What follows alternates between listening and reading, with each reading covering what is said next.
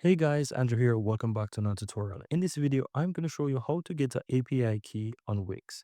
So to get this, click your account on the upper right and just simply click on account settings. From here on the left hand side, click on API keys. And on this page, you can easily go ahead and click generate API keys.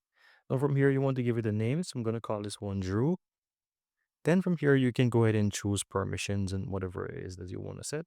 All right. So I'm going to just leave it, let's say outside permissions right there and say all account permissions, for example. Then I'm going to click on generate. And as you can see, it's going to say send code to my email, which I'm going to do. So I'm going to head over to my email address real quick. Then I'm going to copy this code right here, head back over here, enter the code, then click on verify and generate API key.